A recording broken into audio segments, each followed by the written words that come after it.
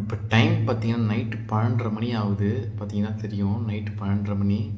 நான் பாட்டுக்கு துணி துவைச்சுட்டு வந்து உட்காந்துட்டுருக்கேன். திடீர்னு ஒரு நோட்டிஃபிகேஷன் வந்துச்சு. என்னென்னு பார்த்தீங்கன்னா, நான் கிரெடிட் கார்டு பேமெண்ட் பண்ணுறதுக்குன்னு தனியாக ஒரு அக்கௌண்ட் வச்சுருந்தேன். அதில தான் அந்த கிரெடிட் கார்டு என்ன யூஸ் பண்ணுறனோ அந்த அமௌண்ட் இங்கே வந்து மெயின்டெயின் பண்ணுவேன். அந்த அக்கௌண்ட்டில வந்து இருக்க எல்லா அமௌண்ட்டும் வந்து போயிடுச்சு அப்படின்னு சொல்லிட்டு வந்துச்சு. நான் வந்து ஜியோ பேங்க் அப்படின்னு சொல்லிட்டு ஒரு பேங்க் இருக்குது. ஆப் க்ளவுட் பேங்க் மாரி. அதெல்லாம் வச்சுருந்தேன். திடீர்னு அந்த அக்கௌண்ட் வந்து க்ளோஸ் ஆகிடுச்சுன்னு சொல்லிட்டு நோட்டிஃபிகேஷன் வந்துச்சு. நான் உள்ளே போய் பார்த்தா 0ன்னு காட்டுது. அதில் 6000 சம்திங் இருந்துச்சு. ஆனால் இப்போ 0ன்னு காட்டுது.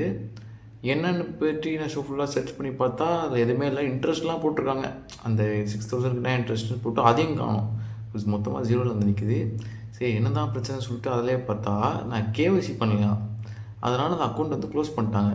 க்ளோஸ் பண்ணிட்டு அந்த அமௌண்ட் வந்து நான் பிரைமரிலி ஒரு அக்கௌண்ட் வச்சுருப்போம்ல, அதில் போட்டிருக்கணும். இல்லைனா அதிலே இருந்திருக்கணும். இல்லை எடுக்க சொல்லியிருக்கணும். எதுவுமே இல்லாமல் க்ளோஸ் பண்ணி அதுவே எடுத்துக்கிச்சு. இப்போ எப்படி ரெக்கவர் பண்ணணும்னு தெரியல. சரி கேஒய்சி பண்ணிடலாம்னு சொல்லிட்டு போனால், கேஒய்சி பண்ணுறவங்க வந்து மார்னிங் 8 to நைட் 9:30 வரைக்கும் தான் இருப்பாங்களாம். ஆனால் பண்ண முடியும்னு சொல்கிறது. 12:30 மணிக்கு நானோட அக்கௌண்ட்லேருந்து காசு எடுத்தேன். நீங்களா எடுத்துகிட்டு நீங்களா கேஒய்சி பண்ண முடியாதுன்னு சொல்லிட்டு வெறுப்பேற்றிட்டு இருக்கீங்க. என்னடா பண்ணுறீங்க? ஸோ இப்போ எப்படி அந்த 6000 எடுக்கிறதுன்னு தெரில. எடுத்து நான் திருப்பி ஒரு வீடியோ போடுறேன்.